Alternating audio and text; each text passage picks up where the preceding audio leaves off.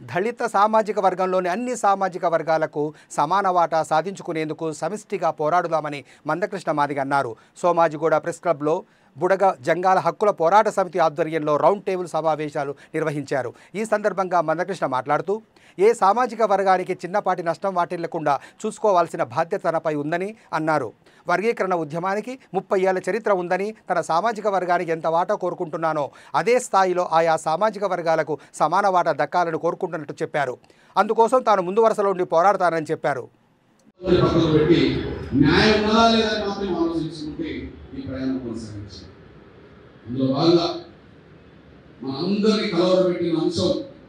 మన అక్క, మన చెల్లె, మన బిడ్డ టేకులాల్సిన అంశం. మన అందరినీ కలవరపెట్టిన అంశం మన చెల్లె, మన బిడ్డ టేకులాల్సిన అంశం. ఆసిఫాబాద్ జిల్లాకు సంబంధించిన ఒక మారుమూల మండలం అడవి ప్రాంతంలో ఉండబడే ఒక మారుమూల గ్రామంలో జరిగిన ఆ దాడి, ఆ అత్యాచారం సంబంధించిన ఘటన మనందరినీ కలవరపెట్టేసింది. అక్కడికి ఏ మీడియా వెళ్ళకముందే, ఏ రాజకీయ నాయకులు వెళ్ళకముందే, ఏ సంఘాలు వెళ్ళకముందే, ఎవరు వెళ్ళకముందే మీ అన్నగా నేను నా బిడ్డ టేకులాల్సిన ఆ రోజు నా కాలు ఇరిగి ఉండి కూడా, బయటికి వెళ్ళలేని పరిస్థితుల్లో కూడా అక్కడ నా బిడ్డ ఇంత అన్యాయం కూడా అయినప్పుడు నేను ఇంట్లో పడుతుంటే లాభం లేదని చెప్పి నేను అడవిలోకి వెళ్ళాను. అక్కడ ఉద్యోగం నిర్మించాను. నా బిడ్డ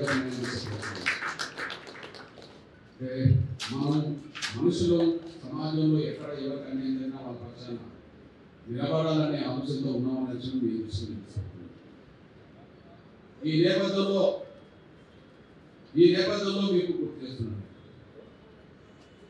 ఇప్పుడు ఈ పంపిణీ జరిగే సమయంలో ఎవరికి అన్యాయం జరగదనేదే ఆలోచన.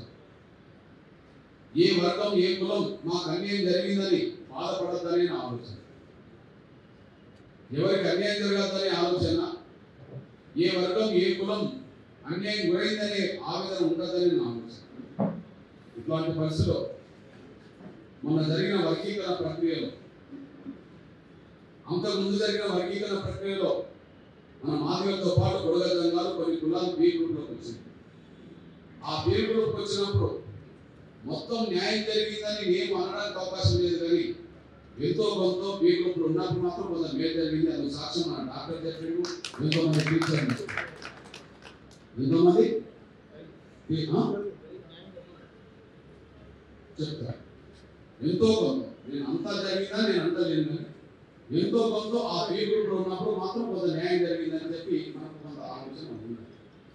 అయినప్పటికీ నా బి గ్రూప్లో ఉన్నటువంటి మాదిగలతో భవిష్యత్తులో నా బేడగ బుడగజంగాలు కొన్ని కులాలు భవిష్యత్తులో పోటీ పడకుండా ఇబ్బంది పడితే మళ్ళీ అవి ఇంకొక 20 ఏళ్ళకో 30 ఏళ్ళకో బి గ్రూప్లో కూడా మా అవకాశాలు ఫలాన్ని మాదిగలు దోచుకున్నారు అనే ఆలోచన వస్తే నేను ఇప్పుడు చూపెట్టే పరిష్కారానికి నాకు అన్యాయం, నేను ఒక వర్గానికి అన్యాయం చేసినట్టు అవుతుందని చెప్పి నేను బి గ్రూప్లో ఉండబడి నా బుడగ జంగాలను కొన్ని కులాలు కలిపి ఫస్ట్ గ్రూప్లో చేస్తే దాన్ని స్వాగతించాలి.